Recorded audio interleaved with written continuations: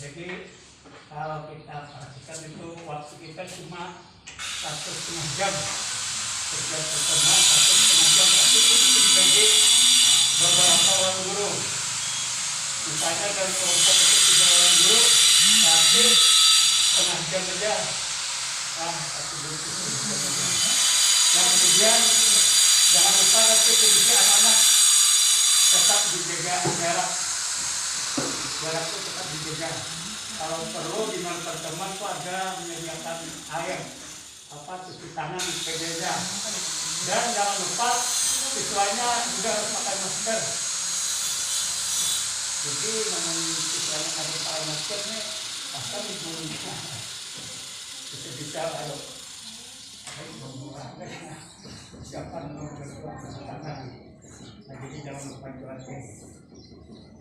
Kira-kira ya, terima kasih. Assalamualaikum warahmatullahi wabarakatuh. Ringkas saja dari kunjungan di sini ada beberapa yang disampaikan sehubungan dengan pembelajaran awal tahun pelajaran 2020-2021 dengan keadaan kondisi ini setelah jadi darurat. Jadi apapun pasti ada kendala dan banyak kekurangan kalau dalam keadaan darurat itu kan. Tapi yang penting proses awal tahun pelajaran tetap berlangsung tahun 2020 ini bulan Juli. Kemarin sempat heboh kan, ada usulan dari UI supaya tahun ajaran itu di 2021 aja di Januari, tapi akhirnya juga disanggah oleh menteri kan. Kalau tidak kayak hari itu pernah berlaku kan 2 tahun aja kamar ya. Nah, jadi dalam keadaan kondisi ini dari edaran itu yang pertama pesan kami selaku pengawas pendidikan yang biasanya mengenai kebijakan awal-awal tentang pelaksanaan pendidikan ini meminta baik kepala sekolah maupun guru-guru untuk selalu mengikuti perkembangan atau update perubahan kebijakan. Karena contoh pada awal menjelang awal tahun ajaran itu ada kebijakan bahwa sekolah diizinkan untuk mendatangkan siswa 1 hari, terutama siswa baru, supaya kenal dengan sekolah ini. Ya, siapa kepala sekolah dengan sekolah kan buahnya dari situ kadang-kadang ada tahu. Tapi ternyata ada pembicaraan kemudian rapat dengan melibatkan tim gugus COVID yaitu dan dokter anak, kemudian para perlindungan anak itu meminta akhirnya menyarankan tidak memberikan izin kepada bupati. Akhirnya bupati tidak berani, keluarlah edaran baru ditiadakan mengundang itu tadi karena berisiko apapun kejadian. Kalau misalnya ada terpapar pasti sekolah disalahkan, padahal bisa juga terpapar sebelumnya kan dari keluarganya. Nah, oleh sebab itu pesan itu tadi supaya diikuti terus ada perubahan. Tadi ada perubahan lagi nih, masalah kebijakan tentang jumlah kelompok ya Allah tiap orang itu. Jadi tiap kelompok sekarang dibatasi maksimal 5 orang. Pertemuan maksimal 1,5 jam atau 90 menit. Jadi misalnya 3 orang guru, pokoknya 3 kelompok pelajaran dalam satu kelompok. Misalnya berbagi-bagi dari 3 orang. Bisa juga waktu di 3 mata pelajaran itu ada olahraga, salah satunya di kursinya lebih banyak, mungkin perlu ada keterampilan. Jadi nanti itu perlu ada catatan kita untuk misalnya dalam rangka akhir semester itu pengumpulan nilai kan. Jadi mungkin proses seperti itu bisa dijadikan bahan penilaian. Jadi yang pertama, yang berikutnya, ketika kita melakukan sudah visitasi ke siswa, kan sudah disusun tadi jadwalnya. Kepala sekolah nanti pasti membuat program kan, membuat jadwal kunjungan atau supervisi ke kelompok-kelompok lewat. Walaupun tidak semuanya tersupervisi, tapi kepala sekolah ada yang membuat. Dan para guru yang melaksanakan, jangan lupa yang pertama catat siswanya yang hadir. Ketika ada orang tua yang melarang siswanya tidak mengizinkan, orang tuanya pada kebanyakan anakku kumpul-kumpul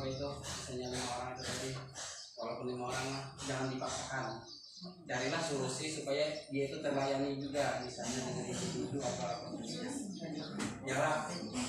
Kan siapa tahu ada orang tuanya lebih izinkan apa nanti kalau kelihatan ya umpama kan terjadi seperti itu, kita jangan paksakan atau jangan apa namanya ada sanksi dari sekolah. Yang kedua, setiap setelah dicatat itu tadilah otomatis hari tanggal itu dicatat. Tadi kan guru yang bersertifikasi minimal 2 kali seminggu dengan kelompok yang berbeda. Artinya tidak mesti yang 2 kali itu dengan kelompok itu juga. Yang penting aktivitas guru tadi melakukan aktivitas itu 2 kali. Itu minimal, boleh lebih dari itu. Karena jumlah kelompok banyak, otomatis kan kita perlu banyak kunjungan supaya terlayani. Nah, ketika tidak ada kelompok yang tidak terlayani karena jumlah guru ada seimbang dengan jumlah kelompok, maka siswa yang off itu daring atau luring dari tugas. Jadi ketika karena jadwal kunjungan baru kita bahas. Dan yang penting juga pelaksanaan visitasi itu tidak kita mengejar materi itu. Kalau kita di LTP biasanya ada kompetensi dasar yang ingin kita capai. Kita ngotot ingin mencapai itu, otomatis perlu waktu banyak. Tapi dalam keadaan darurat pandemik ini, yang penting bisa komunikasi kita antara ikatan siswa dengan guru itu ada. Artinya ada juga sekolah ini. Jadi kan pula di masyarakat kita terlihat guru itu kada libur. Selama ini banyak pembicaraan yang namanya jadi guru gaji dapat, gaji tidak dapat, tidak dapat, turunan kada. Nah, yalah. Jadi mengapa itu benar. Kemudian setelah itu materi dicatat, maka kita sampaikan.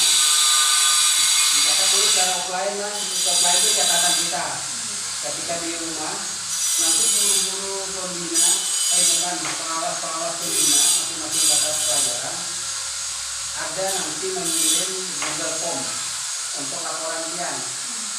Dan jangan lupa dalam kegiatan visitasi itu dokumentasi paling ada sekali.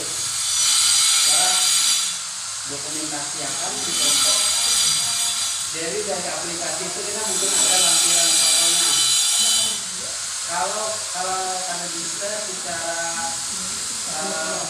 online atau daring laporan lagi secara online buat secara foto atau membaca disampaikan kepada kepala sekolah itu kan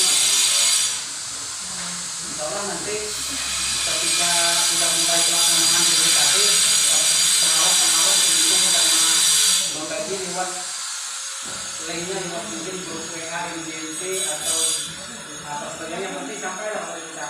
Insya Allah semua guru punya aturan jelek kan. Dan laporan itu bisa di apa namanya kita isi di lewat HP aja. Jadi kadang-kadang kita sekarang kan kalau misalnya ikut webinar ada kan namanya pendaftarannya lewat sosial Jawa. Atau misalnya ada event-event yang lain. Selama ini guru-guru kan hampir harinya itu dari malam sampai jam 10 masih ada pengawas segala macam.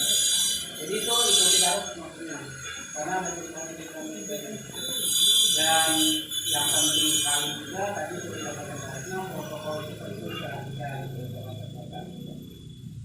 Nah jadi semua pelaksanaan visitasi ini bagaimana polanya, bagaimana sistemnya, bagaimana yang kami serahkan kepada sekolah untuk mengaturnya. Itu aja saya kira akan dilakukan. Karena dalam pelaksanaan ada kendala atau ada masalah silakan konsultasikan atau tanyakan kepada Orwas yalah atau kepada kami bisa sampaikan. Kalau kami tidak bisa memberikan solusi mungkin kami diskusikan. Karena banyak sudah dari pertama ini beberapa sekolah itu banyak kendala masalah pembelajaran yang menemukan. Ya kami kita bantu untuk memberikan hal solusi mengapa bisa terlaksana yang namanya kondisi darurat ya. Itulah kita kalau berharap maksimal hasilnya atau optimal pelaksanaannya.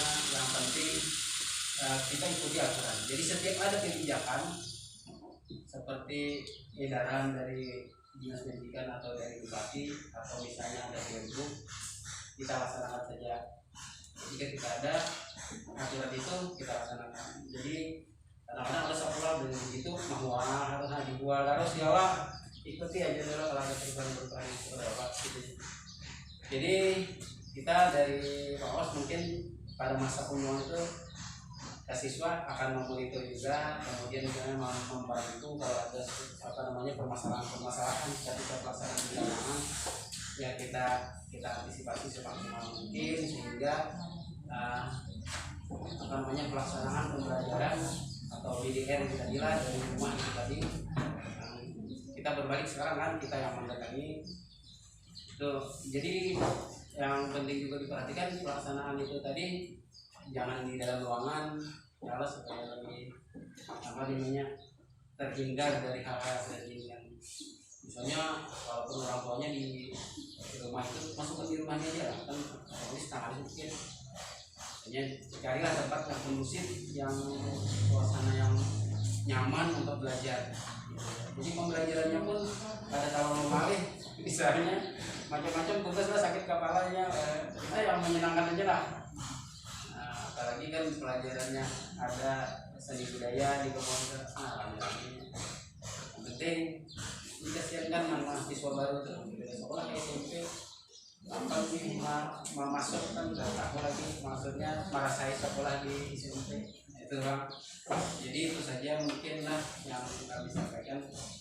Kalau ada pertanyaan silakan. Terima kasih.